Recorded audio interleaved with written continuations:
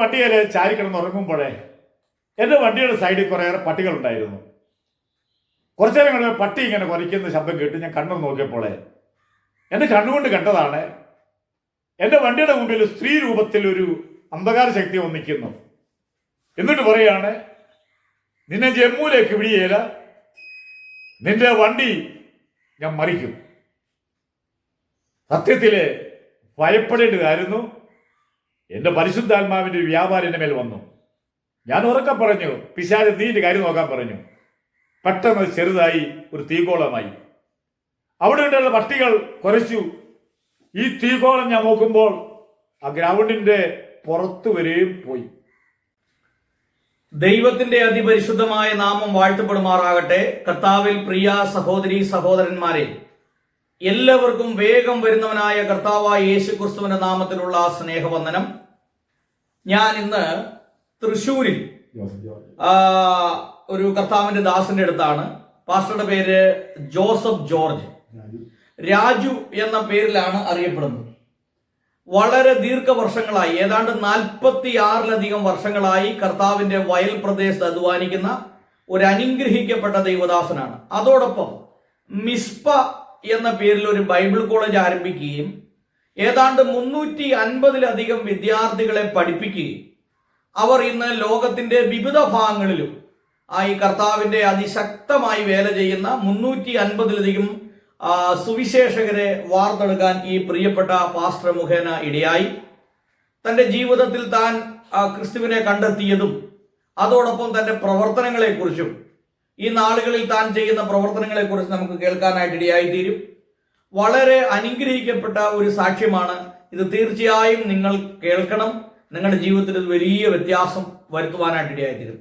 അതോടൊപ്പം തന്നെ ഇങ്ങനെ സീനിയർ ആയിട്ടുള്ള സുവിശേഷകരെ ഇന്റർവ്യൂ ചെയ്യുമ്പോൾ അവർ അനുഭവിച്ച കഷ്ടതകളും ത്യാഗവും, അവര് ദൈവത്തോടടുത്ത് ജീവിച്ചതും, അതോടൊപ്പം അവരുടെ പ്രവർത്തനങ്ങളെ കുറിച്ച് നമുക്ക് കേൾക്കുവാനായിട്ട് ഇടയായി തരും. അതുകൊണ്ട് തീർച്ചയായിട്ടും ഈ വീഡിയോ കാണുന്ന നിങ്ങൾ, പ്രത്യേകിച്ച് സാറിന്റെ ശിഷ്യന്മാർ 350-ലധികം ആളുകളുണ്ട്, നിങ്ങൾ ഈ പ്രിയ പാസ്റ്ററെ വിളിക്കുകയും നിങ്ങളുടെ പ്രാർത്ഥനാ വിഷയങ്ങളൊക്കെ ഷെയർ ചെയ്യുകയും ചെയ്യണം എന്ന് ഞാൻ ഓർമ്മപ്പെടുത്തുകയാണ്.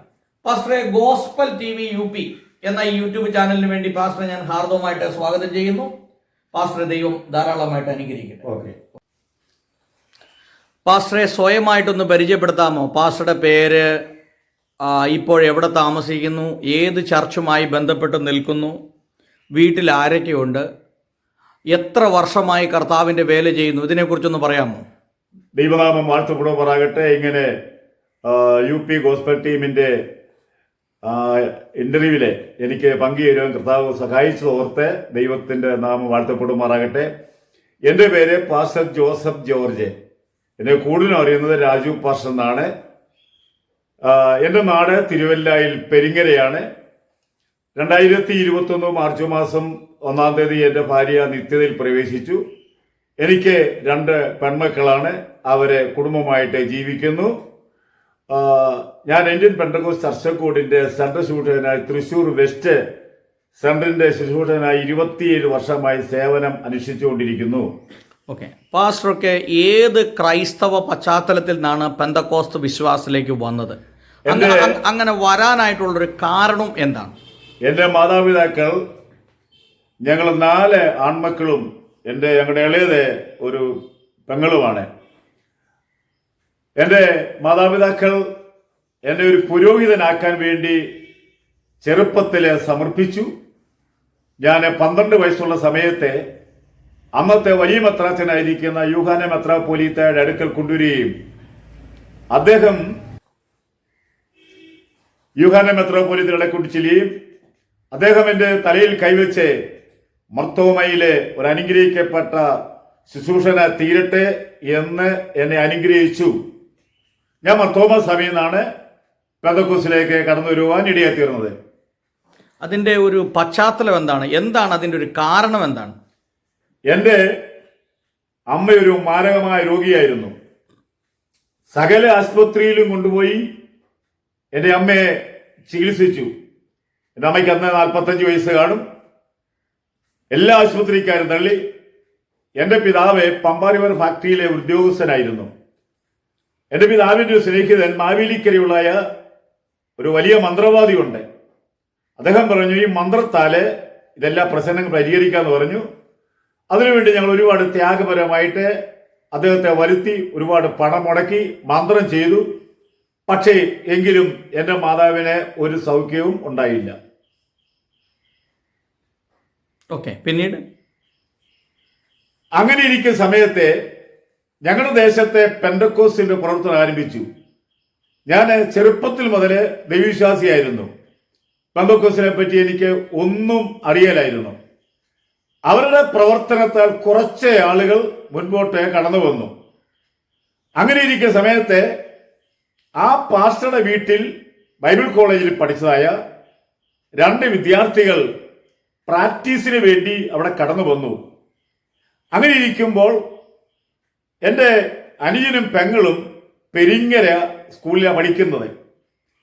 കടത്തുവള്ളമുണ്ട്. കടത്തുവള്ളത്തേക്ക് ഇക്കരെ വരണം. ഈ സമയം നോക്കി ഈ 2 ബൈബിൾ കോളേജിൽ പഠിക്കുന്ന വിദ്യാർത്ഥികൾ പരസ്യകൊമ്പൽ നടത്തുകയാണ്. ഒരാൾ പ്രസംഗിക്കുക, മറ്റേ ആൾ ഏറ്റു പറയുക. അന്നേരം എൻ്റെ അനുജനും പെങ്ങളും ഈ പ്രസംഗം ഇങ്ങനെ കേട്ടു. അവരവസാനം പറഞ്ഞു, യേശു പാവികളെ രക്ഷിക്കുന്നു. അവർക്കൊരു പിടിയും കിട്ടിയില്ല. യേശു രാജാതി രാജാവായിട്ട് വരുന്നു. അന്നേരം അവർക്ക് ഒന്നും അറിയേല. യേശു പരിശുദ്ധാത്മ നൽകുന്നു. അവസാനം അവർ പറഞ്ഞു, യേശു രോഗിയുടെ സൗഖ്യദായകനാണ്. ഏത് രോഗവും യേശു സൗഖ്യമാകും. അവരെ ആ വാക്കു മാത്രം എൻ്റെ പെങ്ങളും എൻ്റെ അനുജനും കേട്ടു. എൻ്റെ അമ്മ കിടക്കുകയാണ്. നീണ്ട നാളുകളായി. 2 ദിവസം കഴിഞ്ഞ സമയത്തെ എൻ്റെ അമ്മ അത്യാസന്ന നിലയിലായി. അനങ്ങാൻ പറ്റുന്ന സാഹചര്യമായി. ആ സാഹചര്യത്തിലെ ഞങ്ങളുടെ അടുത്തുള്ളതായ ഒരു പൂതിയോട് കുഞ്ഞെന്ന് പറയുന്നതായ ഒരു വലിയൊരു മനുഷ്യനായിരുന്നു. അദ്ദേഹത്തിന്റെ വീട്ടിലാണ് ആരാധനയൊക്കെ നടക്കുന്നത്. ഏകദേശം 12 മണിയായപ്പോൾ എൻ്റെ മാതാവ് പറഞ്ഞു ഞാൻ മരിച്ചു പോവുകയാണ്. 1974 സംഭവമാണ്. ഒന്നും അറിയാതെ എൻ്റെ ഇളയ പെങ്ങളും എൻ്റെ അനുജനും കൂടെ ഒരു ലൈറ്റ് എടുത്ത് നേരെ പാസ്റ്റർ പൂതിയോട് കുഞ്ഞിന്റെ വീട്ടിലേക്ക് ചെല്ലുന്നു. അവിടെ ചെന്ന് പറയുകയാണ്, അമ്മ മരിക്കാൻ പോവുകയാണ്, വന്ന് ഒന്ന് പ്രാർത്ഥിക്കാൻ പറഞ്ഞു. അദ്ദേഹം ഭാര്യ, അതുപോലെ തന്നെ അവരുടെ മകളായിരിക്കുന്ന സൗമനി, ഫിന്നി ജേക്കബിന്റെ ഭാര്യയായിരിക്കുന്ന സൗമനി അന്ന് അവിവാഹിതയാണ്. ആ ബൈബിൾ സ്കൂളിൽ പഠിച്ചുകൊണ്ടിരിക്കുന്ന 2 വിദ്യാർത്ഥികൾ, പിന്നെ അടുത്തുള്ളായ ഒരു മാതാവും അവരുടെ മകനും, അങ്ങനെ 7 പേര് ഞങ്ങളുടെ വീട്ടിൽ രാത്രി 12 മണിക്ക് വന്നു. എൻ്റെ അമ്മയ്ക്ക് അനങ്ങാൻ പറ്റാത്ത സാഹചര്യം. ഇവർ സ്തോത്രമൊക്കെ പറഞ്ഞു. അതിനുശേഷം ഇവർ അന്യഭാഷ പറയുന്നു. ഞാൻ അന്യഭാഷ കേട്ടിട്ടില്ല. ഇവർ 7 പേരും കൂടെ ആ കട്ടിലിന് ചുറ്റും ആത്മാവിൽ നൃത്തം ചെയ്യുകയാണ്. എനിക്കത് 19 വയസ്സ് പ്രായം. എൻ്റെ അമ്മയുടെ മരണസമയത്ത് ഒരു വാക്കെങ്കിലും പറഞ്ഞിട്ട് ഞാനങ്ങനെ വെയിറ്റ് ചെയ്യുകയാണ്. ഒരു 15 മിനിറ്റോളം അവർ ആത്മാവിൽ നൃത്തം ചെയ്യുകയാണ്. വലിയ പെരുമഴ പെയ്യുന്ന സാഹചര്യം. ഇവരുടെ ശബ്ദം കേട്ട് നാട്ടിലുള്ളായ സകല പട്ടികളും കുരയ്ക്കാൻ തുടങ്ങി. എന്ന് വേണ്ട അവസാനമായപ്പോൾ ആ ദൈവദാസൻ പറഞ്ഞത് ഇന്നും എനിക്ക് മറക്കാൻ പറ്റിയില്ല. സ്വർഗത്തിലും ഭൂമിക്കും നാഥനായ നസ്രയേശുവിന്റെ നാമത്തിൽ എൻ്റെ അമ്മയുടെ പേര് കുഞ്ഞമ്മ എന്നാണ്. കുഞ്ഞമ്മയെ എഴുന്നേക്കാൻ പറഞ്ഞു. എൻ്റെ അമ്മ അത്ഭുത സൗഖ്യമുണ്ടായി. അമ്മ അവർക്ക് കട്ടൻ കാപ്പി ഇട്ട് കൊടുത്തു. പോകാൻ നേരം അവർ പറഞ്ഞു, ആരാധനയ്ക്ക് വന്നാൽ നന്നായിരിക്കും എന്ന് പറഞ്ഞു. മനുഷ്യത്വപരമായിട്ട് ഞങ്ങൾ അവിടെ ആരാധനയ്ക്കായി കടന്നു ചെന്നു. എൻ്റെ അമ്മ സ്നാനപ്പെടാൻ തീരുമാനിച്ചു. എൻ്റെ പിതാവ് സ്നാനപ്പെടാൻ തീരുമാനിച്ചു. എൻ്റെ ജ്യേഷ്ഠൻ പാസ്റ്റർ എ.ജി. ചാക്കോ അമേരിക്കയിൽ പ്രവർത്തിക്കുന്നു, ഇപ്പൊ നാട്ടിലുണ്ട്. അദ്ദേഹവും തീരുമാനിച്ചു. എൻ്റെ ജ്യേഷ്ഠന്റെ ഒരു സ്നേഹിതൻ മെഡിക്കൽ റെപ്പറായിരുന്നു. അങ്ങനെ 4 പേര് എഴുന്നേറ്റ് ഒറ്റ ദിവസം സ്നാനപ്പെടാൻ തീരുമാനിച്ചപ്പോൾ ഈ ദൈവദാസൻ ചോദിക്കുന്നു, എന്തുകൊണ്ട് രാജു മാത്രം മാറി നിൽക്കുന്നു? ചെറുപ്പമല്ലേ? ആ കാലയളവിൽ ഞാൻ അടുത്തുള്ള സകല അമ്പലങ്ങളിലും നാടകങ്ങള്, ഡാൻസ്, പള്ളികളിലെ വെടിക്കെട്ട്, ആ നിലയിൽ ഞാൻ പോയിക്കൊണ്ടിരിക്കുന്ന ഒരാളെ അമ്മയ്ക്ക് സൗഖ്യമുണ്ടായി. പക്ഷേ എനിക്കൊരു മാറ്റം ഉണ്ടായില്ല. സ്നാനം അവര് തീരുമാനിച്ചു, ബുധനാഴ്ച സ്നാനം എന്ന് പറഞ്ഞു. ആ ദൈവദാസൻ ചോദിച്ചു, രാജു എന്ന് തീരുമാനിക്കാൻ ചോദിച്ചു. ഞാൻ പറഞ്ഞു, എനിക്കൊരു മാറ്റം ഉണ്ടാകാതെ ഞാനെങ്ങനെയാണ് സ്നാനപ്പെടുന്നത്? അവർ പറഞ്ഞു വാക്കാണ്, അമ്മ ഞങ്ങൾ ഏറ്റു എന്ന് പറഞ്ഞു.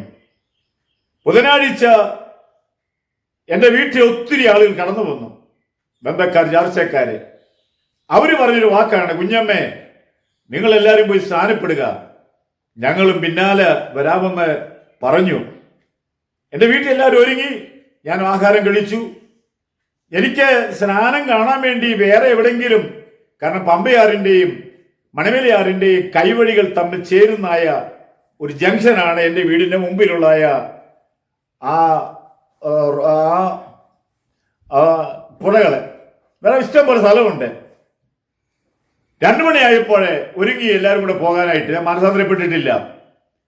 ഒരുങ്ങി പോകാൻ ഒരമ്മ പറഞ്ഞു, നിന്നെ കർത്താവിന് വേണ്ടി കൊടുത്തതാണല്ലോ, നീ വരാൻ പറഞ്ഞു.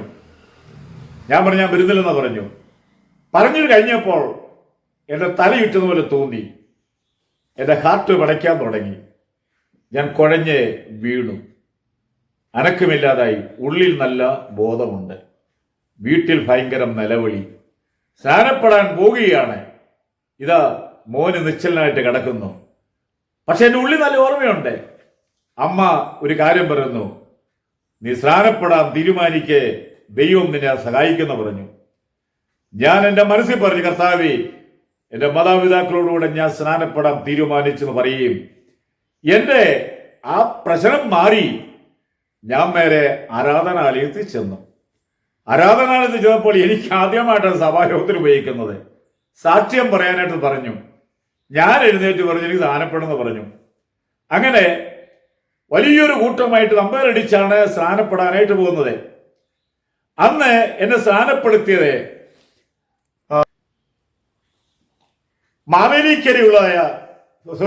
ചെന്നിത്തലയുള്ള ജേക്കബ് സാർ, അല്ലെങ്കിൽ ഫിന്നി ജേക്കബിന്റെ പിതാവാണ് എന്നെ സ്നാനപ്പെടുത്തിയത്. അങ്ങനെ സ്നാനമേറ്റു. എൻ്റെ മൂത്ത ജ്യേഷ്ഠൻ വന്നിട്ടുണ്ടായിരുന്നു. മൂത്ത ജ്യേഷ്ഠനെ മിലിറ്ററി കൊണ്ടുപോകാൻ വേണ്ടിയാണ് വന്നിരിക്കുന്നത്. വലിയ സന്തോഷത്തോടെ 2 മണിക്ക് ഞാൻ മനസ്സാന്തരപ്പെട്ടു. 4 മണിയായപ്പോൾ സ്നാനമേറ്റു. പാട്ടുപാടിക്കൊണ്ട് ആരാധനാലയത്തിലേക്ക് വരുമ്പോൾ വലിയൊരു സൗണ്ട് മുഴങ്ങുകയാണ്. എൻ്റെ പേര് ഉറക്കെ ഒരാൾ വിളിക്കുന്നു. വീട്ടിലെ പേര് രാജു. രാജു, നിന്റെ ജ്യേഷ്ഠൻ നിന്നെ പട്ടാളത്തിൽ കൊണ്ടുപോകാൻ വന്നിരിക്കുന്നു. ഞാൻ നിന്നെ വിടുകയില്ല. എൻ്റെ പടയാളിയായിട്ട് എൻ്റെ വേല ചെയ്യുവാൻ എന്നെ കണ്ടിരിക്കുന്നു. ഞാൻ നിന്നെ പട്ടാളത്തിൽ വിടുകയില്ല. ഞാൻ ആരാധനാലയത്തിൽ കടന്നു വന്നു. ഞാൻ യേശുവിന് വേണ്ടി ജീവിക്കാൻ താല്പര്യപ്പെടുന്നു എന്ന് പറഞ്ഞു. എനിക്ക് വേറെ ഒന്നും അറിയേല. എനിക്ക് സഭകളൊന്നും അറിയേല. IPC എന്തോ ചർച്ചകളോ ഒരു സഭ അറിയേല. അങ്ങനെ ഇരിക്കുമ്പോൾ എവിടുന്നോ മാവേലിക്കരുന്ന് ഒരു പ്രവാചകൻ 18 കിലോമീറ്റർ അപ്പുറത്തെ സൈക്കിൾ ചവിട്ടി വരുന്നു. അദ്ദേഹം വന്ന് എൻ്റെ തലയെ കൈവച്ചിട്ട് ചില കാര്യങ്ങൾ പറഞ്ഞു. 6 മാസം കഴിയുമ്പോൾ നീ വടക്കേ ഇന്ത്യയിൽ പഠിക്കാനായിട്ട് പോകും. നീ പഠിച്ചുകൊണ്ടിരിക്കുമ്പോൾ അവധിക്കാലത്തെ വടക്കേ ഇന്ത്യയിലെ ഗ്രാമപ്രദേശത്തെ നീ പ്രവർത്തിക്കും. ഭാഷകൾ നിനക്ക് വശം ഇല്ല. നീ വീടുകളിൽ പോകുമ്പോൾ സ്നേഹത്തോടെ ഒരു വീട്ടുകാരെ നിന്നെ വിളിക്കും. 20-ാമത്തെ വയസ്സിലാണ് ഞാൻ ബൈബിൾ കോളേജിൽ പഠിക്കാനായിട്ട് പോകുന്നത്. എന്നെ വിളിച്ചു അകത്ത് കയറ്റി. 4 നല്ല ശക്തന്മാരായ ചെറുപ്പക്കാരെ അവരെ ആ കഥ കടച്ചു. ഇന്നും എനിക്ക് ഓർമ്മയുണ്ട് 1975 സംഭവം. ഞങ്ങളിങ്ങനെ ലഗില കൊടുത്തു പോവുകയാണ്. ഒരു വീട്ടിലേക്ക് വരാൻ പറഞ്ഞു. ഞങ്ങളെ ഇരുത്തി. കുറെ വിഗ്രഹങ്ങളെ ഞങ്ങളുടെ മുമ്പിൽ കൊണ്ടെന്ന് പറഞ്ഞു. ഇത് ജയ് ഭഗവാൻ എന്ന് പറയാൻ പറഞ്ഞു. ഞാൻ മിണ്ടാതിരുന്നു. അവർ ഉപദ്രവിക്കുന്ന അവസ്ഥയായപ്പോൾ ഞാൻ ദൈവത്തോട് പ്രാർത്ഥിച്ചപ്പോൾ എന്നെ മേൽ പരിശുദ്ധാത്മാവിന് വലിയ ശക്തി വന്നു. ഇവരെ 4 പേരെയും കൂടെ പൊക്കിയെടുക്കത്തക്കവണ്ണം 20 വയസ്സ് കഴിഞ്ഞ് എനിക്ക് അമാനുഷികമായ പവർ വന്നു. ഞാൻ പിന്നെയും പറഞ്ഞു യേശു ക്രിസ്തു മാത്രം ദൈവം പറഞ്ഞു. അവർക്ക് അനങ്ങാൻ പറ്റാതായപ്പോൾ അവരൊരാൾ പറഞ്ഞു പുറത്തു പോകാൻ പറഞ്ഞു. ഞങ്ങളങ്ങനെ പുറത്തുപോയി. അമ്മ പ്രവാചകൻ വന്നു പറഞ്ഞില്ലായിരുന്നെങ്കിൽ അന്നത്തോടുകൂടി എൻ്റെ സുവിശേഷ പ്രവർത്തനത്തിൻ്റെ അവസാനം ആയിരുന്നേനെ. അതുകൊണ്ട് ആ പ്രവാചകൻ എനിക്ക് ഇന്നുവരെ ഓർമ്മയില്ല ആ പ്രവാചകൻ ആരാണെന്ന്. അങ്ങനെ ഞാൻ അവിടെ പഠിച്ചു ദൈവകൃപയാല്. അതിനുശേഷമാണ് കുമ്പനാട് ഹെബ്രോൻ ബൈബിൾ കോളേജിൽ ദൈവവചനം പഠിച്ചുകൊണ്ടിരിക്കാൻ സാധിച്ചത്. ഇനിയും ഞാൻ ബൈബിൾ കോളേജിൽ പഠിക്കുന്നതിന് മുമ്പേ തന്നെ ഒരു വിശ്വാസി ആയിരിക്കുമ്പോൾ തന്നെ ഞാൻ പരസ്യത്തിൽ പ്രസംഗിക്കുമായിരുന്നു. എങ്ങനെ ചോദിച്ചു കഴിഞ്ഞാൽ ഞങ്ങളുടെ സഭയിലെ ദൈവദാസൻ അവരെ അന്ന് മൈസെറ്റ് വാഹനമുള്ള ഒരു ദൈവദാസനാണ്. 1974 കാര്യമാണ്. അങ്ങനെ ഇരിക്കുമ്പോൾ ഞാൻ പരിശുദ്ധാത്മ സ്നാനം പ്രാപിച്ചു. ഞാൻ പരിശുദ്ധാത്മ സ്നാനം പ്രാപിച്ചപ്പോൾ അദ്ദേഹം പറഞ്ഞു നമുക്കിന്ന് മാന്നൂർ കവലയിൽ പരസ്യമുണ്ട്, രാജു പ്രസംഗിക്കണം. എനിക്ക് സാക്ഷി പോലും അറിയാൻ പറ്റുകയില്ല. ഞാൻ പറഞ്ഞു ഞാൻ സാക്ഷി അറിയല്ലോ, അത് പരിശുദ്ധാത്മാവെ നമ്മളിലുണ്ടെങ്കിൽ നിന്നാ മതി, പിന്നെ വാചകങ്ങൾ വരുമെന്ന് പറഞ്ഞു. ഞാൻ കണ്ണടച്ച് വിശ്വസിച്ചു. അന്നത്തെ മൈക്കുന്ന ട്രംപറ്റാണ്, വലിയ കോളാമ്പി, വലിയൊരു കൂട്ടം ആളുകൾ. അദ്ദേഹം പറഞ്ഞതുപോലെ ഞാൻ മൈക്കിന് മുമ്പിൽ നിന്നു. ആദ്യം ഒരു അല്ലേലിയ പറഞ്ഞു, ഒരു ചലനം ഉണ്ടായില്ല. രണ്ടാമതൊരു അല്ലേലിയ പറഞ്ഞു, എനിക്കൊരു ചലനം ഉണ്ടായില്ല. മൂന്നാമത് ശക്തമായിട്ട് അല്ലേലിയ പറഞ്ഞു, ആത്മാവിന്റെ പ്രവർത്തനമൊന്നും ഉണ്ടായില്ല. ഏതാണ്ടൊക്കെ പറഞ്ഞു. അവസാനം പറഞ്ഞു, ഇന്നും ഓർമ്മയുണ്ട്, എൻ്റെ നിലനിൽപ്പിന് വേണ്ടി നാട്ടുകാർ പ്രാർത്ഥിക്കണമെന്ന്. എനിക്ക് മനസ്സിലായി എൻ്റെ ഒന്നാമത്തെ പരസ്യയോഗം പരാജയപ്പെട്ടു. നാണം കേടുകൊണ്ട് അദ്ദേഹത്തിന്റെ വാഹനത്തിന്റെ സൈഡിൽ ഞാനിങ്ങനെ തലകുനിച്ച് നിൽക്കുമ്പോൾ ആ മനുഷ്യൻ അന്ന് വലിയ വിദ്യാസമ്പന്നനായ മനുഷ്യനാണ്, ആ പാസ്റ്റർ അല്ലെങ്കിൽ പുതിയോട് കുഞ്ഞ്. അദ്ദേഹം വന്നു പറഞ്ഞു, രാജു ഉഗ്രം പ്രസംഗമായിരുന്നു, എനിക്ക് വളരെ ഇഷ്ടപ്പെട്ടു, അടുത്ത കവലയിലും രാജു പ്രസംഗിക്കണം. അദ്ദേഹത്തിന്റെ വാക്കില്ലായിരുന്നെങ്കിൽ ഞാൻ അന്ന് തന്നെ വണ്ടി കയറിയാണ് നാട്ടിൽ പോയേനെ. പക്ഷെ അദ്ദേഹത്തിന്റെ വാക്കാണ് ഗുഡ് മെസ്സേജ്, അത്ഭുത മെസ്സേജ് ആയിരുന്നു. അടുത്ത കവലയിൽ പ്രസംഗം. പിന്നെ ഞാൻ ഒരു പരസ്യയോഗ പ്രാസംഗികനായി വിശ്വാസി ആയിരിക്കുമ്പോൾ തന്നെ ആരംഭിച്ചു. പിന്നെ ഇടയ്ക്ക് പറഞ്ഞതേ ഉള്ളൂ, ഞാൻ ഹെബ്രോൻ ബൈബിൾ കോളേജിൽ കടന്നു വന്നു. അവിടെ കടന്നു വന്നപ്പോൾ തൃശ്ശൂരിൽ 2 ദൈവദാസന്മാരുണ്ടായിരുന്നു. അതിൽ അന്നത്തെ സെൻട്രൽ പാഷ TP പോളിന്റെ മകൻ TP പൗലോസ്, ഞങ്ങൾ വളരെ സ്നേഹിതരായിരുന്നു. അദ്ദേഹം നിർബന്ധിക്കാൻ തുടങ്ങി തൃശ്ശൂരേക്ക് വരുവാനായിട്ട്. പക്ഷേ അതിൻ്റെ ഇടയ്ക്ക് ഒരു കാര്യം ചോദിച്ചോട്ടെ, ഈ മാർത്തോമാ സഭയിൽ നിന്ന് പെന്തക്കോസ്ത് വിശ്വാസം സ്വീകരിച്ചപ്പോൾ ബന്ധുക്കാരിൽ നിന്ന് അല്ലെങ്കിൽ മറ്റുള്ള സഭക്കാരിൽ നിന്നൊക്കെ എതിർപ്പുകൾ ഉണ്ടായില്ലേ? ഒരു എതിർപ്പും ഉണ്ടായില്ല. കാരണം ഞാനിങ്ങനെ വന്നതിൽ അവർക്ക് വലിയ സന്തോഷമേ ഉണ്ടായിരുന്നുള്ളൂ. ഒറ്റ എതിർപ്പും ഞങ്ങളുടെ കുടുംബത്തുണ്ടായില്ല. എന്നെ അന്നും ഇന്നും എൻ്റെ വീട്ടുകാരൻ അച്ഛനാണ് വിളിക്കുന്നത്. കാരണം എന്നെ അച്ഛനാക്കണം എന്നുള്ള ആ ചിന്താഗതിയായിരുന്നു. ഓക്കെ, അപ്പോൾ ഈ മാർത്തോമ സഭയിൽ നിന്നും ഈ പെന്തക്കോസ്തൽ വിശ്വാസവുമായി ബന്ധപ്പെട്ട് നോക്കുമ്പോൾ എന്തൊക്കെ വ്യത്യാസങ്ങളാണ് പാസ്റ്റർക്ക് അതിൻ്റെ അകത്ത് കാണാൻ സാധിച്ചത്? ഞാൻ മാർത്തോമ സഭയിലെ അന്നത്തെ ആരാധനക്രമം കാണാപ്പാഠം പഠിച്ചു. എല്ലാ ആഴ്ചയിലും ഈ കാണാപ്പാടേ ഉള്ളൂ. 1-ാം ക്ലാസ്സിൽ പഠിക്കുന്ന കുട്ടിക്ക് മരണപര്യന്തം 1-ാം ക്ലാസ്സിലെ പാഠപദ്ധതി ഉണ്ടോ അല്ലെങ്കിൽ ആവുമോ? എന്നാൽ എനിക്ക് അതിനോട് തൃപ്തിയില്ലാതായി. ഞാൻ ചെയ്യുന്നത്, അന്ന് സ്തോത്രകാഴ്ചയ്ക്ക് എൻ്റെ വീട്ടിൽ നിന്ന് പൈസ തരും. വീട്ടിൽ സൈക്കിളുണ്ട്. നേരെ തിരുവല്ലയിലുള്ള ഒരു സിനിമാക്കോട്ടയിൽ പോയി സിനിമ കാണും. പിന്നെ അങ്ങനെ പള്ളിയുമായിട്ടൊരു ബന്ധമില്ലായിരുന്നു. ഞാൻ നല്ല ഒരു വിശ്വാസിയായിരുന്നു. എനിക്ക് അവിടുത്തെ ആരാധനയോടെ താല്പര്യമില്ലായിരുന്നു. ഒന്നുമില്ല. കുറച്ച് പേര് ഉറങ്ങുന്നു. അതെ, അവിടുത്തെ ആ ശുശ്രൂഷകൻ ഓരോ കാര്യങ്ങൾ പറയുന്നു, ഏറ്റു പറയുന്നു. അതിലെനിക്ക് ആത്മീകമായിട്ടോ ഒന്നും ഒരു അനുഗ്രഹമായി തോന്നിയില്ല. എന്നാൽ പെന്തക്കോസ്തി വന്നപ്പോഴാണ് കാര്യത്തിന്റെ ഗൗരവം മനസ്സിലാക്കുന്നത്. വചന അടിസ്ഥാനത്തിൽ ആരാധിക്കുന്ന ഏക സഭ പെന്തക്കോസ്താണെന്ന് എനിക്ക് ആരാധനയിൽ വന്നപ്പോഴാണ് മനസ്സിലായത്. ഓക്കെ. പിന്നീട് പാസ്റ്റർ ഈ നോർത്ത് ഇന്ത്യൻ പ്രവർത്തനങ്ങളൊക്കെ കഴിഞ്ഞു. പിന്നീട് ഈ തൃശ്ശൂരിലേക്ക് ഏത് കാലഘട്ടങ്ങളിലാണ് വന്നത്?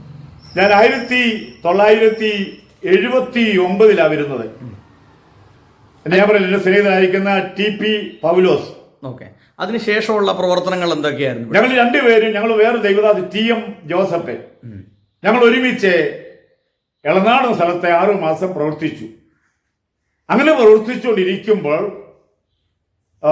3 സ്വതന്ത്ര സഭകളെ ഈ സെന്ററിനോട്, അങ്ങനെ ഒരു സെന്റർ തൃശ്ശൂർ സെന്ററിലേക്ക് ചേർന്നു. ഒരു സഭയിലെ പാസ്റ്റർ ഇല്ലായിരുന്നു. എന്നെ അവിടുത്തേക്ക് ശുശ്രൂഷകനായിട്ട് എന്നെ ആക്കി. ഓക്കെ. പിന്നീടുള്ള പ്രവർത്തനങ്ങളെ കുറിച്ച് പറഞ്ഞു. എന്നാൽ അവിടെ ചെന്നപ്പോൾ എനിക്ക് വളരെ തിക്തമായ അനുഭവം ഉണ്ടായി. ഞാനന്ന് അവിവാഹിതനാണ്. ആ സ്വതന്ത്ര സഭയിലെ ഹോളിൽ താമസിക്കുന്നു. അങ്ങനെ ഇരിക്കുമ്പോൾ 4 ആഴ്ച കഴിഞ്ഞപ്പോൾ ആ സ്വതന്ത്ര സഭയിലെ ഒരു കൂട്ടം ആളുകൾ വന്നിട്ട് പറഞ്ഞു, ഞങ്ങൾക്ക് അബദ്ധം പറ്റിപ്പോയി, ഞങ്ങൾ IPC ചേർന്നു, ഞങ്ങൾ തിരിച്ച് സ്വതന്ത്രമായിട്ട് നിൽക്കുകയാണ്. അതുകൊണ്ട് പാസ്റ്റർ സ്വതന്ത്ര പാസ്റ്റർ ആണെങ്കിൽ തുടരാം, അല്ലെങ്കിൽ പറ്റിയെന്ന് പറഞ്ഞു. ഞാൻ പറഞ്ഞു പറ്റിയെന്ന് പറഞ്ഞു. അങ്ങനെ എൻ്റെ കൂടെ ആ സഭയിലെ ഒരു നല്ല ആളുകളെ അടുത്ത വീട്ടിൽ ആരാധന ആരംഭിച്ചു. ഞാനവിടെ ഒരു വാടക വീട്ടിൽ താമസിച്ചു. വാടക വീട്ടിൽ താമസിച്ചിട്ട് അവിടെ ആരാധന ആരംഭിച്ചു. അങ്ങനെ ഇരിക്കുമ്പോൾ എന്നെ സ്നേഹിക്കുന്ന ഒരു നാട്ടുകാരുണ്ടായിരുന്നു. ആ നാട്ടുകാർ വന്ന് ഒരു കാര്യം പറയുന്നുണ്ട്. എന്നെ ഉപദേശി എന്നാണ് വിളിക്കുന്നത്. ഉപദേശി, ഇവിടെ താമസിക്കരുത്, ഇവിടെ താമസിച്ചവരൊക്കെ പെട്ടെന്ന് ആത്മഹത്യ മരണം സംഭവിച്ചു, അതുകൊണ്ട് ഈ സ്ഥലം വിൽക്കത്തില്ല, വാടകയ്ക്കിടുന്നു പറഞ്ഞു. ഞാൻ പറഞ്ഞു, ഞാൻ പെന്തക്കോസ്തിലെ ഒരു ഉപദേശിയാണ്. ഈ വിധമായ ബാധകൾ അന്ന് അവിടെ കട്ടളപ്പൂത്താണ്. 99% ക്രൈസ്തവരുള്ള സ്ഥലമാണ്. എന്തെങ്കിലും ഉണ്ടെങ്കിൽ തീർച്ചയായിട്ടും പെന്തക്കോസ്ത് തെറ്റാണെന്ന് പറയുക. അങ്ങനെ അവിടെ വെച്ചാണ് ഞാൻ വിവാഹിതനായി. അവിടെ വെച്ച് എൻ്റെ മൂത്ത മകൾ ജനിക്കുന്നത്.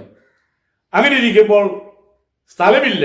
ഞങ്ങൾ പ്രാർത്ഥിച്ചുകൊണ്ടിരിക്കുമ്പോൾ കട്ടക്കൽ പൗലോസച്ചൻ എന്ന് പറഞ്ഞ സുവിശേഷ പ്രവർത്തകനല്ലെങ്കിലും സുവിശേഷത്തിന് വേണ്ടി പ്രവർത്തിക്കുന്ന അച്ഛൻ ഒരു ദിവസം എന്ന് പറഞ്ഞു, സ്ഥലം നോക്കിക്കോ, ഞാൻ കാശ് തരാമെന്ന് പറഞ്ഞു. കാര്യം ഇത് 3 വർഷത്തിനകമാണ്. ഇന്ന് കട്ടളപ്പ് ഹോളിരിക്കുന്ന സ്ഥലം 20 സെന്റ് സ്ഥലം, അന്നത്തെ വില മൊത്തം 4500 1980 കാര്യമാണ്. അങ്ങനെ അവിടെ ഞാൻ 3 വർഷം കൊണ്ട് ആ സ്ഥലം വാങ്ങി 40-20 ഒരു ഹോള് പണിതു. അത് ഓടിയിട്ടതായിരുന്നു. ഇപ്പോൾ അത് പൊളിച്ച് മനോഹരമായ ഹോളാക്കി. അതിനുശേഷം ഞാൻ മംഗളറാം എന്ന സഭയുടെ ചാർജ് എടുത്തു. പിന്നീട് ആനക്കുഴി എന്ന് പറഞ്ഞ ഒരു വനത്തിന് സൈഡിൽ സഭയുണ്ടായിരുന്നു. അവിടെ ഞാനും ഭാര്യയും മൂത്ത കുഞ്ഞും താമസിക്കുന്നു. ഞങ്ങൾക്ക് അവിടെ റോഡ് സൗകര്യമില്ല, ഫ്രണ്ടിൽ കാട്.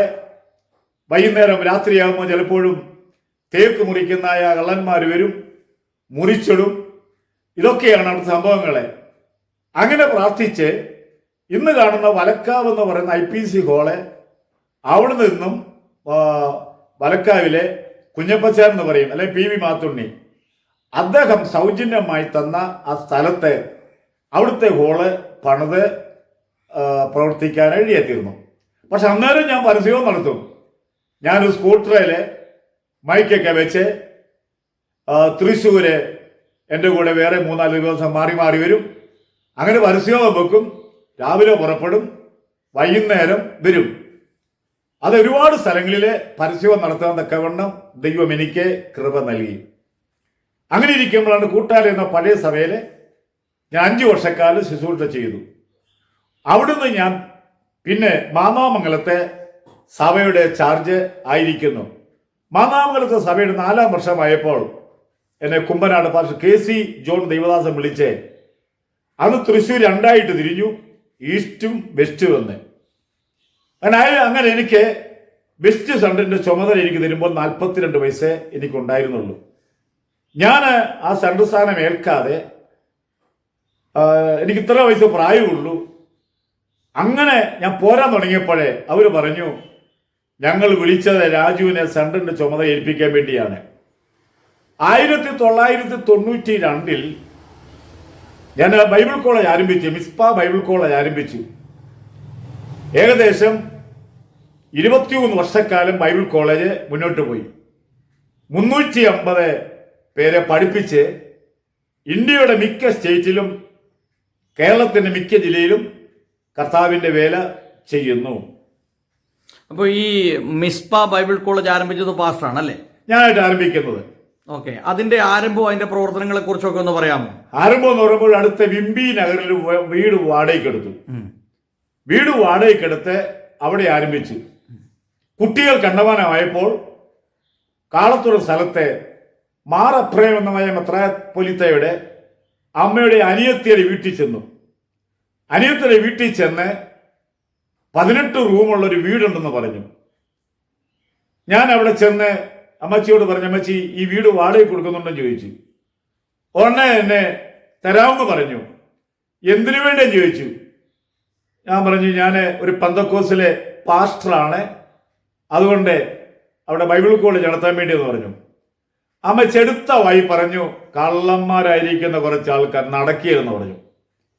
എന്നിട്ട് ഞാൻ ഇറങ്ങുന്നതിന് മുമ്പേ പറഞ്ഞു, അമ്മച്ചി ഒന്ന് പ്രാർത്ഥിച്ചോട്ടെ ചോദിച്ചു. ആ വന്നതല്ലേ, പ്രാർത്ഥിച്ചിട്ട് പോ. ഞാൻ പ്രാർത്ഥിച്ച കൂട്ടത്തിൽ പറഞ്ഞു, ഇന്ന് രാത്രി ദൈവമേ അമ്മച്ചിയോട് നീ ഇടപെടണം, ഈ കെട്ടിടം എനിക്ക് തരണം. അമ്മച്ചിയുടെ അവിടെ ഒരു നോട്ടക്കാരനായിരിക്കുന്ന ഒരു മത്തായി ചേട്ടൻ ഉണ്ടായിരുന്നു. മത്തായി ചേട്ടൻ എന്നെ അന്വേഷിച്ച് 2-3 ദിവസവും കൊണ്ട് കഴിഞ്ഞു. അങ്ങനെ മത്തായി ചേട്ടൻ പറഞ്ഞു, അമ്മച്ചിക്ക് സ്വസ്ഥതയില്ല, സ്ഥലം തരാമെന്ന് പറഞ്ഞു. അങ്ങനെ അമ്മച്ചിയുടെ വീട്ടിൽ ചെന്നു. അമ്മച്ചി പറഞ്ഞു, പാസ്റ്റർക്ക് എന്തെങ്കിലും തന്നാൽ മതി എന്ന് പറഞ്ഞു. അങ്ങനെ അന്ന് 15,000 രൂപ കൂടുതൽ വരേണ്ടതാണ്. ഞാൻ പറഞ്ഞു, അമ്മച്ചി 3,000 രൂപ ചേരാന്ന് പറഞ്ഞു. ആ മതിയെന്ന് പറഞ്ഞു. പിന്നെ അമ്മച്ചിക്ക് എന്നോട് ഭയങ്കര ബഹുമാനമായി, വളരെ സ്നേഹമായി. ഒടുവിൽ അമ്മച്ചി പറഞ്ഞു, ഞാൻ മരിക്കുമ്പോൾ പാസ്റ്റർ ഒന്ന് പ്രസംഗിക്കണം എന്നൊക്കെ പറഞ്ഞു. പക്ഷേ അമ്മച്ചി എറണാകുളത്തെ കൊച്ചുമോന്റെ വീട്ടിൽ അവിടെ വെച്ച് ഒരു വിശ്വാസമൊന്നും കടന്നു വന്നില്ല. അവിടെ നടന്ന ശേഷം പിന്നീട് സ്ഥലം വാങ്ങി അങ്ങനെ മിസ്പ ബൈബിൾ കോളേജ് മുന്നോട്ട് പോയി. 2015 വരെയും ഞാൻ ബൈബിൾ കോളേജ് നടത്തി. പിന്നെ നടത്താത്തതിൻ്റെ കാര്യം കാരണം എനിക്ക് വിദേശപരമായ പണമോ വിശ്വസിച്ച് മാത്രം നടത്തിയ ഒരു സ്ഥാപനമാണ്.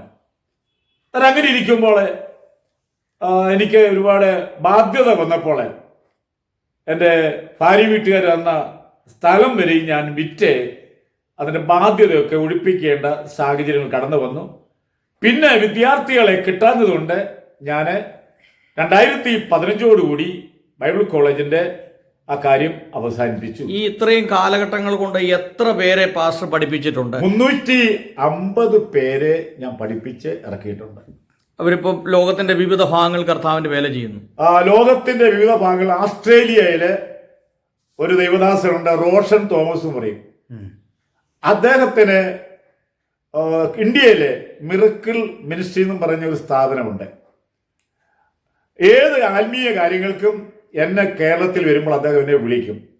കുറേയേറെ സഭ ആന്ധ്രയിലും പലയിടങ്ങളിലുമായിട്ട് അത് പ്രവർത്തിച്ചുകൊണ്ടിരിക്കുന്നു. പിന്നെ ഇവിടെ പഠിച്ച പലരും സെൻട്രലിൻ്റെ പാസ്റ്റർമാരായി തീർന്നിട്ടുണ്ട്. എടുത്തു പറയേണ്ട ഒരു കാര്യം, ഫിജി എന്ന് പറഞ്ഞ 16-ാമത്തെ വയസ്സിൽ ഇവിടെ കടന്നു വന്നു. മീനാക്ഷിപുരത്ത് പ്രവർത്തിക്കുന്നു. അദ്ദേഹത്തിൻ്റെ ചുമതലയിൽ തമിഴ്നാട്ടിലും പലയിടത്തായിട്ട് ഒരുപാട് സഭകൾ, ഒത്തിരി സഭകൾ ഉണ്ട്. അങ്ങനെ പ്രഗത്ഭന്മാരായ പല ശുശ്രൂഷകന്മാരെ ഇവിടുന്ന് പഠിച്ചിറങ്ങിയവരുണ്ട്. വളരെ കുറച്ചുപേര് മാത്രമേ വേല ഇല്ലാത്തവരായിട്ടുള്ളൂ. അപ്പോൾ വലിയൊരു ശുശ്രൂഷയാണ് പാസ്റ്റർ ഈ നാളുകളിൽ ചെയ്തത്.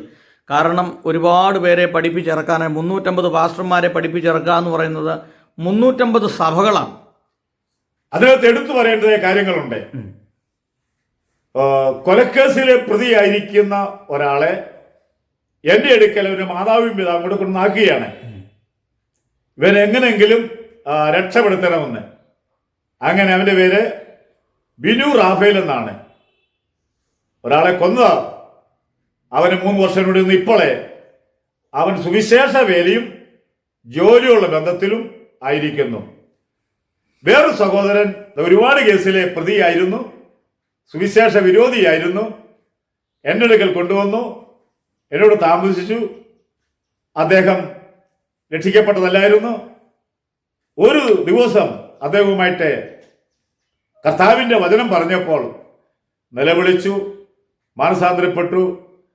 അദ്ദേഹം എറണാകുളത്തുള്ള ഒരു കൊട്ടേഷൻ സംഘടനയിലെ അറിയപ്പെട്ട ആളായിരുന്നു. ഇന്ന് ഭോപ്പാലിൽ കർത്താവിൻ്റെ വേല ചെയ്തുകൊണ്ടിരിക്കുന്നു. അങ്ങനെ ഒത്തിരി സംഭവങ്ങൾ എൻ്റെ കുറച്ചു കാലത്തെ പ്രവർത്തനത്താൽ ഉണ്ടാകാൻ സാധിച്ചിട്ടുണ്ട്. ഓക്കെ, പിന്നീട് ഈ സെന്ററിന്റെ പ്രവർത്തനങ്ങളൊക്കെ എങ്ങനെയാണ് ഒന്ന് വിവരിക്കാവോ? സെന്ററിന്റെ പ്രവർത്തനം എന്ന് പറഞ്ഞു കഴിഞ്ഞാൽ എവിടെയെങ്കിലും ആരെങ്കിലും ഉണ്ടെങ്കിൽ, പറ്റിയ ദൈവദാസന്മാരുണ്ടെങ്കിൽ വാടകയ്ക്ക് എടുക്കുകയും പ്രവർത്തനം ആരംഭിക്കുകയും നമ്മുടെ സെന്ററിൽ നിന്ന് തന്നെയും പലരിൽ നിന്നും അതൊരു പിരിവൊക്കെ നടത്തി ഇന്ന് ആരാധനാലയങ്ങളായി മാറിയിട്ടുണ്ട്. അവിടൊക്കെ നല്ല കൂട്ടം ആളുകളുണ്ട്. ഇപ്പൊ പാസ്റ്ററുടെ ഈ സെന്ററിൽ എത്ര സഭകളുണ്ട്, എത്ര പാസ്റ്റേഴ്സ് ഉണ്ട്? 23 സഭയും 25 പാസ്റ്റർമാരും ഉണ്ട്. പ്രവർത്തനങ്ങൾ എങ്ങനെ പോകുന്നു? പ്രവർത്തനങ്ങളൊക്കെ സന്തോഷകരമായിട്ട് പോകുന്നു. ഓക്കെ, ഈ നാളുകൾ ഇത്രയും നാളത്തെ പാസ്റ്ററുടെ ഈ പ്രവർത്തനം കൊണ്ട് ഏതാണ്ട് 49 വർഷത്തോളം സുവിശേഷ വേല ചെയ്തു. 46 വർഷം. ഈ 46 വർഷം പാസ്റ്റർ സുവിശേഷ വേല ചെയ്തപ്പോൾ ദൈവം അത്ഭുതകരമായി വഴി നടത്തി, അല്ലെങ്കിൽ ദൈവം അത്ഭുതം പ്രവർത്തിച്ചു എന്ന് പറയത്തക്ക രീതിയിൽ ചില സന്ദർഭങ്ങളെ ഒന്ന് പറയാമോ? അത്ഭുതം ഒത്തിരി ഉണ്ട്. ഞാൻ പ്രധാനമായിട്ട് ഒരു കാര്യം പറയാം. കാരണം എനിക്ക് സാമ്പത്തികമായിട്ട് ബൈബിൾ സ്കൂൾ നടത്തിയപ്പോൾ ഒരുപാട് കടമായി. അങ്ങനെ ഇരിക്കുമ്പോൾ എനിക്ക് സൗദി പോകാനായിട്ട് ഒരാൾ വിസ എടുത്തു തന്നു. എൻ്റെ ബന്ധത്തിൽപ്പെട്ട ഒരാളാണ്, അന്ന് റിയാദിലുണ്ട്, ആളുടെ വീട്ടിൽ താമസിക്കാമെന്ന് പറഞ്ഞു. പക്ഷേ എൻ്റെ വിസയുടെ അതിൻ്റെ കാലാവധി തീരാറായപ്പോഴത്തേക്ക് ആളിഞ്ഞു പോരുന്നു. ഞാൻ ടിക്കറ്റും എടുത്തു. ഞാൻ വളരെ വിഷമത്തിലായ സമയത്ത് എന്ത് ചെയ്യണമെന്നറിയാതെ എൻ്റെ അപ്പൻ്റെ ചേട്ടൻ്റെ കൊച്ചുമോൻ റിയാദിലുണ്ട്. അവൻ്റെ ഫോൺ നമ്പർ ഒന്നു, പക്ഷേ ഫോൺ കിട്ടുന്നില്ല. ചുരുക്കം പറഞ്ഞാൽ ഞാൻ വിശ്വാസത്തോടെ നേരെ പ്ലെയിനിൽ കയറിയപ്പോൾ എൻ്റെ അടുത്തുള്ളതായ വീടിനടുത്തുള്ളതായ ഒരു ഹിന്ദു പയ്യനെ എനിക്കറിയാം.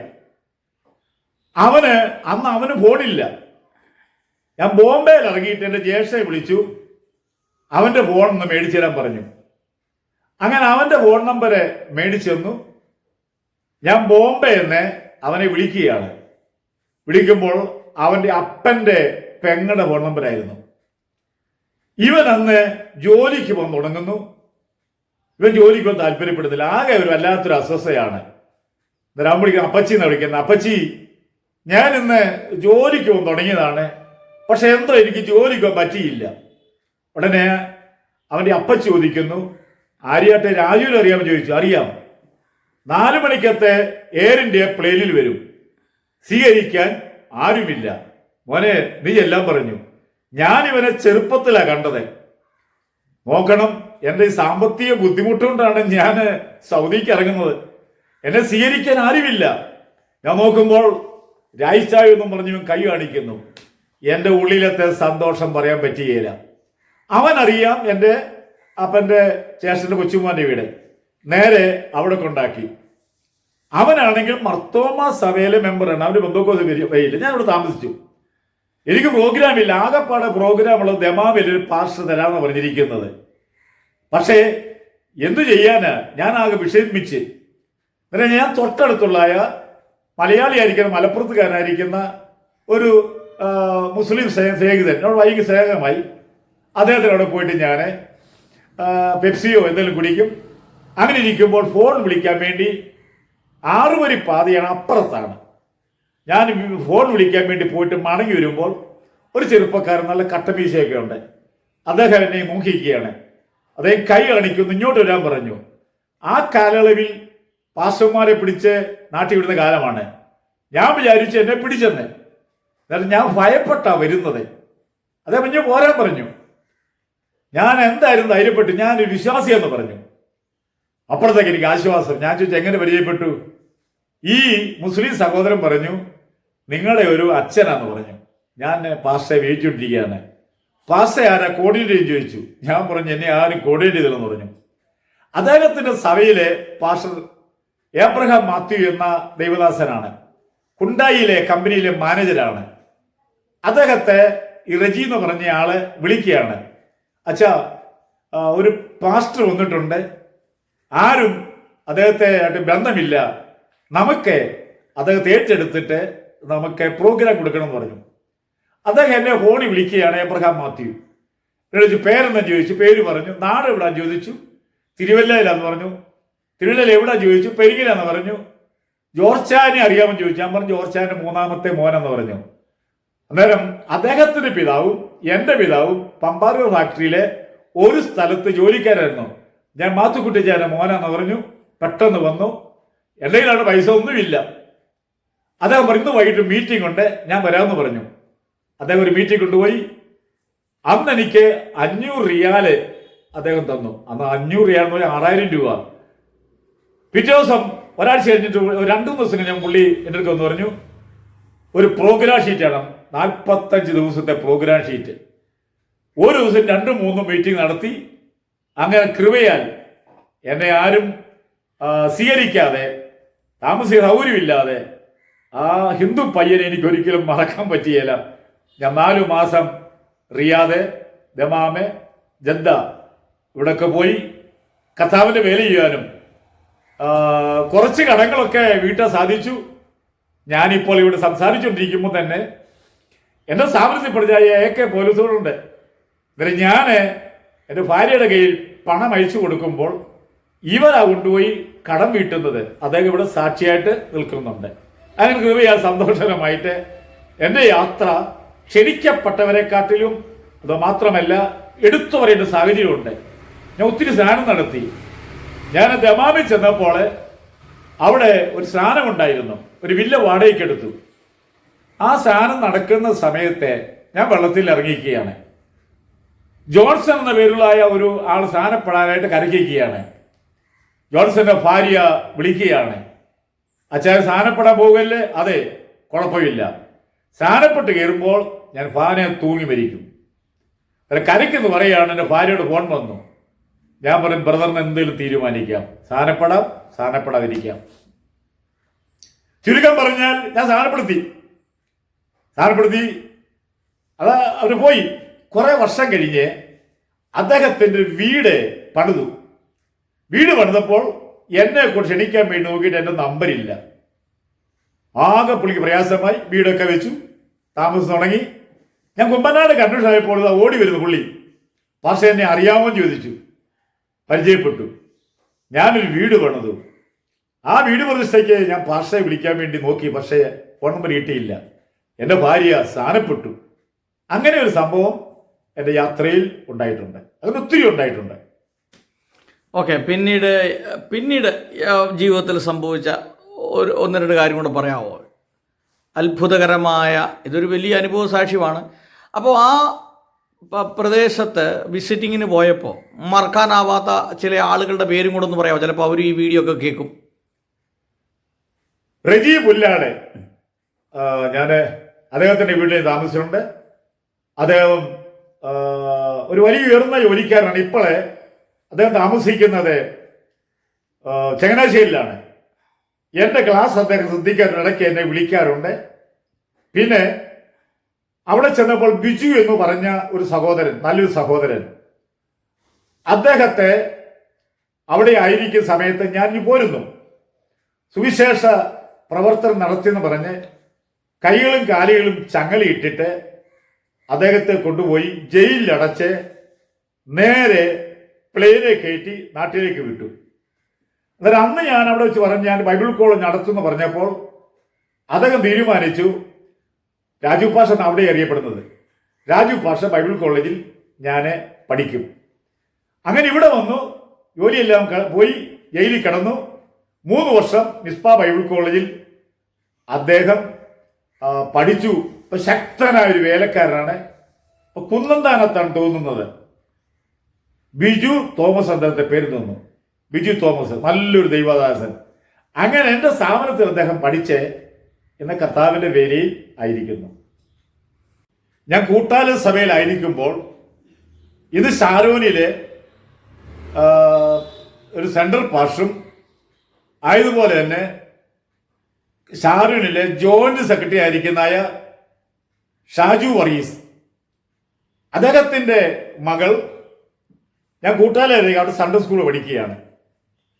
അദ്ദേഹം ഒരു ജോലിക്കാരനായി നിൽക്കുന്നു. വഴി വെച്ച് സ്കൂളിൽ വിട്ട് മൂർഖൻ പാമ്പ് കടിച്ചു, മരണത്തോട് മല്ലടിക്കുന്നു. ഒരു ഷാജു പാഷ പറയുന്നൊരു കാര്യമാണ്, ഷാജു എൻ്റെ കുഞ്ഞിനെ വിടുവിച്ചാൽ ഞാൻ കർത്താവിൻ്റെ വേലയ്ക്ക് പോകുന്നു പറഞ്ഞു. അങ്ങനെ അത്ഭുതകരമായി വിടുതലുണ്ടായി. ഞാനന്ന് കൂട്ടാല സഭയിലെ പാസ്റ്റർ കൂടാണ്. ഷാജു പാസ്റ്റർ എൻ്റെ അടുക്ക് വരികയാണ്, സാർ എനിക്ക് സാറിൻ്റെ ബൈബിൾ കോളേജിൽ പഠിക്കണം എന്ന് പറഞ്ഞു. അങ്ങനെ അദ്ദേഹം അവിടെ പഠനം ആരംഭിച്ചു. പക്ഷെ അന്ന് ഞങ്ങളുടെ കെട്ടിടത്തിൽ ആളുകൾ കൂടിയപ്പോൾ ക്ലാസ് നടത്താൻ ബുദ്ധിമുട്ടായതുകൊണ്ട് അദ്ദേഹത്തിൻ്റെ വീട്ടിലെ കമുകൾ വെട്ടി മേളില് ഒരു 2 നില പോലെ ഓല കെട്ടി അദ്ദേഹത്തിൻ്റെ കമുകൊക്കെ വെട്ടിയാണ് അങ്ങനെ ക്ലാസ് ആരംഭിച്ചത്. അദ്ദേഹം ഇന്ന് എന്നെക്കാട്ട് ഉയർന്ന പോസ്റ്റിൽ ചെന്നിരിക്കുകയാണ്. ഷാരോൺ ഫെലോഷിപ്പിൻ്റെ ഇന്ത്യയുടെ നാഷണലിൻ്റെ ജോയിന്റ് സെക്രട്ടറി ആയിട്ട് അദ്ദേഹം ഇന്ന് സേവനം ചെയ്യുന്നു. എന്നാലും ഏതു കാര്യങ്ങൾക്കും എന്നെ അറിയിക്കുകയോ എന്നെ വിളിക്കുകയോ ആ നിലയിൽ ഇപ്പോഴും അധ്യാപകൻ വിദ്യാർത്ഥി ഗുരു ശിഷ്യൻ എന്ന ആത്മാർത്ഥ ബന്ധം അദ്ദേഹവും ഞാനും കൂടെ പുലർത്തിക്കൊണ്ട് പോകുന്നു. ഓക്കെ പാസ്റ്ററെ, ഇന്നത്തെ ഒരു യുവജനങ്ങളോട്, യുവ സുവിശേഷകരോട് പാസ്റ്ററുടെ ജീവിതവുമായി ബന്ധപ്പെട്ട് എന്താണ് പാസ്റ്റർക്ക് ഒരു സന്ദേശം കൊടുക്കാനായിട്ടുള്ളത്? സന്ദേശം എന്ന് പറയുന്നത് ഒരു എന്തെങ്കിലും കിട്ടുമെന്നോ അല്ലെങ്കിൽ ഇത്ര രൂപ കിട്ടുമെന്നോ ഉള്ള ചിന്തയില്ല. സുവിശേഷം അറിയിക്കുക, സുവിശേഷം അറിയിക്കുക, പരസ്യവും നടത്തുക, ലിഖിലേക്ക് കൊടുക്കുക. മരണാനന്തര ജീവിതം കൊണ്ടൊന്നും ലിഖിലേക്ക് ഞാൻ പ്രിന്റ് ചെയ്തു, എത്ര ലക്ഷമാണെന്ന് അറിയേല. ഒരുപാട് ആളുകൾ മാനസാന്തരപ്പെട്ട് ഒരുപാട് സംഭവങ്ങൾ ഉണ്ട്. ഞാനൊരു എന്തെങ്കിലും വേതനം കിട്ടുമെന്നോ ഇത്ര രൂപ കിട്ടുമെന്നോ ഇല്ല. ത്യാഗം സഹിക്കാൻ വേണ്ടി എന്ത് അനുകൂലമായിരുന്നാലും പ്രതികൂലമായിരുന്നാലും നന്മയായിരുന്നാലും തിന്മയായിരുന്നാലും യേശുവിനെ പറ്റി അറിയിക്കുക, ആ ദൗത്യമായിരുന്നു. ഞാനൊരു സ്ഥാനമാന പദവിക്ക് വേണ്ടി ഓടിയ വ്യക്തിയല്ല, ഞാൻ സെൻട്രൽ പാസ്സാകാൻ വേണ്ടി ഓടിയ വ്യക്തിയല്ല. നിർബന്ധിച്ച് എന്നെ ഏൽപ്പിച്ചു. ഇന്നയോളം ദൈവം എന്നെ നടത്തുന്നു. ഇന്നത്തെ യുവ സുവിശേഷന്മാർ എനിക്ക് പറയാനുള്ളത്, പണം നമ്മുടെ യജമാനനാകല്ലേ. പണം പിന്നാലെ വരും. പണത്തിന് വേണ്ടി നമ്മൾ വചനം വിട്ടിട്ടൊന്നും ചെയ്യരുത്. ഉള്ള ശുശ്രൂഷ ചെയ്യുക, ഇല്ലാത്ത ശുശ്രൂഷ ചെയ്യരുത്, വ്യാജ ശുശ്രൂഷ ചെയ്യരുത്. കഷ്ടതയും പട്ടിണിയും എത്ര അനുഭവിക്കും തോറും ഒരു നല്ല സ്ഥാനത്ത് എത്തിച്ചേരാൻ കഴിയും എന്ന് നമ്മൾ മനസ്സിലാക്കണം. പഴയ നിയമ ഭക്തന്മാർ കഷ്ടതയുടെ കഠിനശോധനയിൽ കൂടെ പോയവരാണ്. ദൈവം അവരെ ഉയർത്തിയത്. അബ്രഹാം, മോശ, ദാവീദ് എത്ര നാള് കാട്ടിൽ താമസിച്ചു. പക്ഷെ അവനെ പകരം വെക്കാൻ വേറൊരു രാജാവ് വന്നിട്ടില്ല. അതുകൊണ്ട് യുവാക്കന്മാരെ, നമ്മെ ഏൽപ്പിച്ച ശുശ്രൂഷ വിശ്വസ്തയോടെ ചെയ്യുക. പക്ഷേ ഈ നാളുകളിൽ നമ്മൾ ഈ സുവിശേഷം പങ്കുവെക്കേണ്ട ആവശ്യകത എന്താണ്? കാരണം ചില ആളുകൾ ചോദിക്കുന്നു, നിങ്ങൾ ബന്ധക്കോസുകാർ എന്തുകൊണ്ടാണ് ഇങ്ങനെ ഈ സുവിശേഷം കവലകളിലും റോഡുകളിലും വഴിവെക്കളിൽ നിന്നൊക്കെ പ്രസംഗിക്കുന്നത്, ലഘുലേഖകൾ കൊടുക്കുന്നത്, ഇന്ത്യയിൽ ആരും സുവിശേഷം എത്തപ്പെടാത്ത സംസ്ഥാനങ്ങളിലൊക്കെ പോയി എന്തിനാണ് ഈ സുവിശേഷം ഇങ്ങനെ പറയുന്നത് എന്ന് ആളുകൾ ചോദിക്കുന്നുണ്ട്. അപ്പോൾ ഇത്രയും സീനിയർ ആയിട്ടുള്ള ഒരു പാസ്റ്റർ എന്ന നിലയ്ക്ക് 350 കുട്ടികളെ പഠിപ്പിച്ച് പറഞ്ഞയക്കുക, അതോടൊപ്പം ഏതാണ്ട് 46 വർഷങ്ങളായി കർത്താവിൻ്റെ വേലി ചെയ്യുകയും ചെയ്ത പാസ്റ്റർ എന്ന നിലയ്ക്ക് പാസ്റ്റർക്ക് ഇങ്ങനെ ഒരു ചോദ്യം പാസ്റ്ററോട് ചോദിച്ചാൽ എന്താണ് അതിനൊരു മറുപടി പറയാനായിട്ടുള്ളത്? പത്രോസ് പറയുന്ന എല്ലാവരും മാനസാന്തരപ്പെടട്ടെ, ദൈവഭാഗത്ത് വരണമെന്നുള്ള ഒരു ആഹ്വാനമുണ്ട്. നമ്മുടെ കർത്താവിൻ്റെ വരവിൻ്റെ താമസം എല്ലാവരും മാനസാന്തരപ്പെട്ട് ദീർഘക്ഷമയോടെ കാത്തിരിക്കുന്നു എന്ന് പറഞ്ഞാൽ എങ്ങനെങ്കിലും പാവികളെ കർത്താവിങ്കിലേക്ക് കൊണ്ടുവരിക, അതാണ് ഏറ്റവും പ്രധാനപ്പെട്ട കാര്യം. ഈ ദാനിയേലിനോട് ദൈവം അവസാനം പറയുന്നൊരു കാര്യമുണ്ട്. ദാനിയേല്, നീ പൊയ്ക്കൊള്ളുക, വിശ്രമിക്കുക, കാലാവസാനത്തെങ്കിൽ നിന്റെ ഓഹരി പ്രാപിപ്പാൻ എഴുന്നേറ്റ് വരിക. ചിലർ നിത്യ ജീവനായും ചിലർ നിത്യ നിന്ദയ്ക്കായും ചിലർ, അവിടെ പറയുന്നത് ആത്മാക്കളെ നേടിയവർ നക്ഷത്രങ്ങളെ പോലെ ശോഭിക്കും.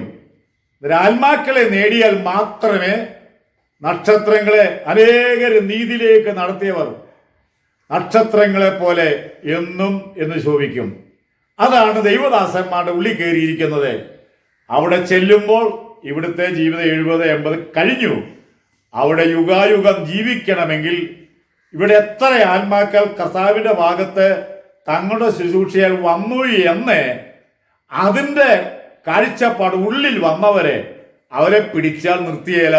വടക്കേണ്ടിയിലാണ് വടക്കേണ്ടിയ ഏതു രാജ്യത്തും ഏത് സ്ഥലത്തും പോയിരിക്കും. ഓക്കെ, പാസ്റ്ററുടെ ജീവിതത്തിൽ പാസ്റ്റർക്ക് മറക്കാനാവാത്ത ചില മുഖങ്ങളുണ്ടല്ലോ. അതായത് പാസ്റ്ററെ വിശ്വാസത്തിലേക്ക് കൊണ്ടുവന്നത്, അതുപോലെ വിശ്വാസം നിലനിർത്തിയവർ, അതുപോലെ ബൈബിൾ സ്കൂളിൽ പഠിച്ചപ്പോൾ അധ്യാപകർ, പാസ്റ്ററെ സമൂഹത്തിൽ സ്വാധീനം ചെലുത്തിയ സുവിശേഷകരോ അല്ലെങ്കിൽ ആത്മീയ നേതാക്കന്മാർ ആരൊക്കെയാണ്? അവരുടെ ചില പേരുകൾ, അവരുടെ ചില ഗുണങ്ങളെക്കുറിച്ചൊക്കെ ഒന്ന് പറയാമോ?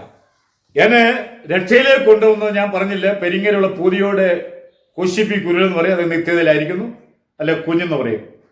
അദ്ദേഹമാണ് എന്നെ ആത്മീയമായിട്ട് കൈപിടിച്ച് വളർത്തുവാൻ ഇടയായി തീർന്നത്. Paul Pillai, K V Paul Pillai ഞങ്ങളുടെ നാട്ടിൽ വന്ന സമയത്ത് അദ്ദേഹം പറഞ്ഞു, ബ്രദർ, നിങ്ങളെ ഞാൻ ഗ്രേസ് ബൈബിൾ കോളേജിൽ അഡ്മിഷൻ തന്നിരിക്കുന്നു. അങ്ങനെ ഞാൻ ഗ്രേസ് ബൈബിൾ കോളേജിൽ കടന്നു ചെന്നു. അദ്ദേഹത്തെ പോലെ എൻ്റെ ജീവിതത്തിലെ പകരം വെക്കാൻ ഒരാളില്ല. അത്രമാത്രം ജീവിതം കൊണ്ട് തെളിയിച്ച ഒരാളാണ് പോൾ പിള്ള. സത്യസന്ധനായ മനുഷ്യൻ. ഒരിക്കലും എനിക്ക് അദ്ദേഹത്തെ മറക്കാൻ പറ്റിയില്ല. അദ്ദേഹത്തിന്റെ സാക്ഷ്യം ഒരുപാട് സ്ഥലത്തെ ഞാൻ പറഞ്ഞിട്ടുണ്ട്. എനിക്ക് അദ്ദേഹത്തെ ഒരിക്കലും മറക്കാൻ പറ്റാത്ത ഒരാളാണ്. ഓക്കെ, ഇനി എന്തെങ്കിലും പാസ്റ്ററുടെ സുവിശേഷ പ്രവർത്തനങ്ങളുമായി ബന്ധപ്പെട്ട്, സെന്ററിന്റെ പ്രവർത്തനങ്ങളുമായി ബന്ധപ്പെട്ടോ മറ്റുള്ളവരെ അറിയണമെന്ന് പാസ്റ്റർ ആഗ്രഹിക്കുന്ന എന്തെങ്കിലും കാര്യങ്ങളുണ്ടോ? ഞാൻ എൻ്റെ ഹൃദയത്തിനകത്ത് വലിയൊരു താല്പര്യമായിരുന്നു ജമ്മു വരെയും കർത്താവിൻ്റെ വേലയുമായിട്ട് പോകണമെന്ന്. ജമ്മു വരെ അന്നേരം ഞാൻ 21 മുതൽ പ്രാർത്ഥിക്കുകയാണ് പോകാനായിട്ട്. അങ്ങനെ 2023 ഒരു സുമോ വാന് ബൈബിൾ കോളേജിൽ ലഭിച്ചു. പുറപ്പെടാൻ തീരുമാനിച്ചു. അന്ന് പലരെയും വിളിച്ചെങ്കിലും പലരും മാറിപ്പോയി. പിന്നെ ഞാൻ ബൈബിൾ കോളേജിൽ അന്ന് പഠിച്ചിരുന്നായ AK പൗലോസ്, ഇപ്പം ഞങ്ങളുടെ സെന്ററിന്റെ ഒരു സെക്രട്ടറിയായിട്ട് സേവനം ചെയ്യുന്നു. ബൈജു പിറവം, അദ്ദേഹവും അവിടെ ആയിരിക്കുന്നു. ഷാജു ചാക്കോ, പിന്നെ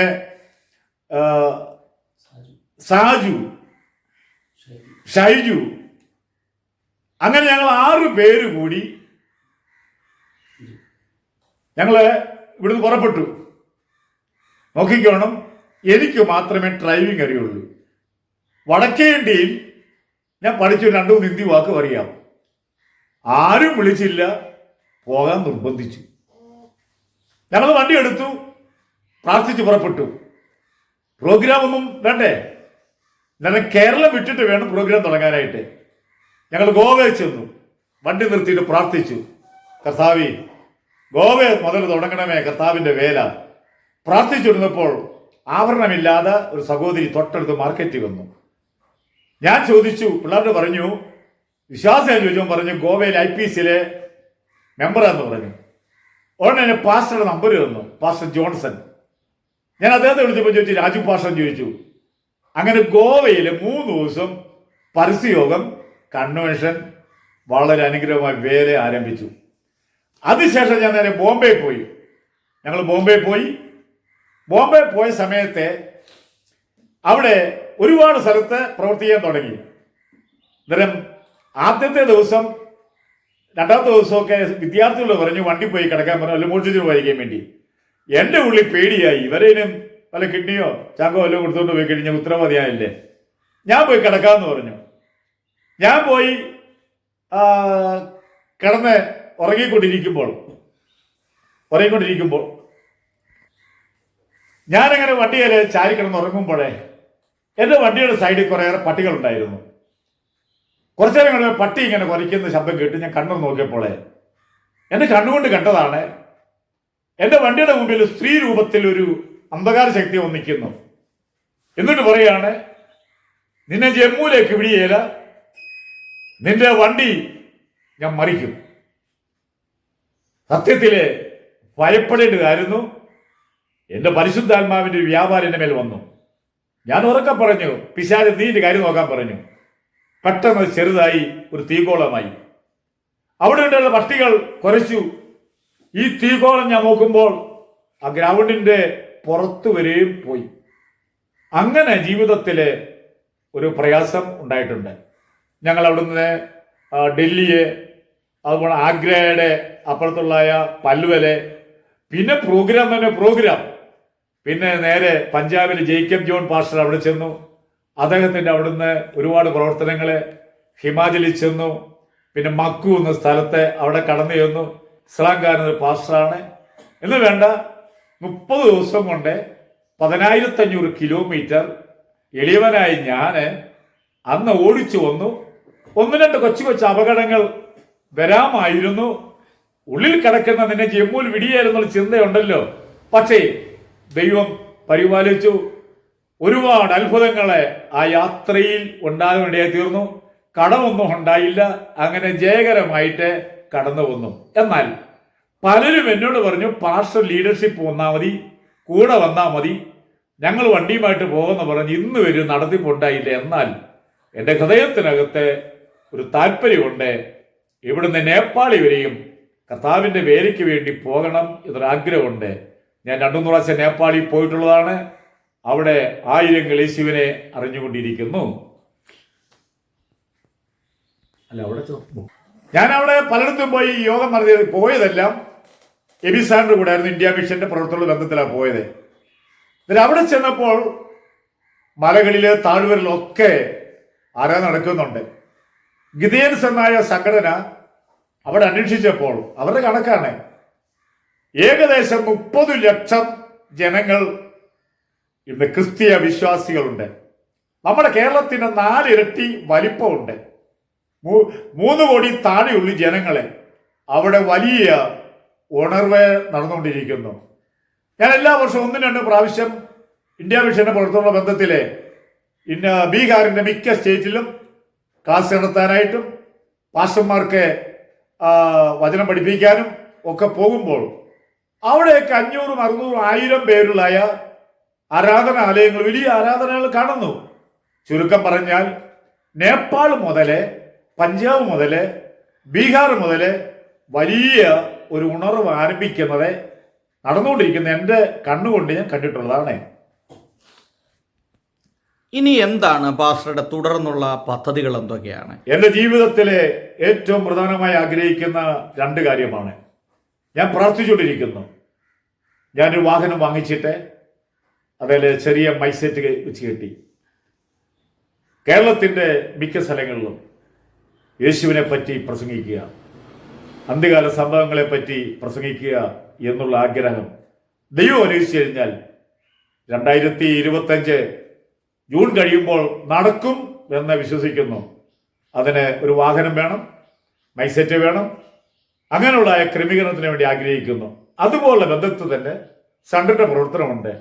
വടക്കേ ഇന്ത്യയിൽ പല സ്ഥലങ്ങളിൽ കടന്നു ചെന്ന് യേശുവിന് വേണ്ടി സാക്ഷിയാകുവാൻ ആഗ്രഹിക്കുന്നു.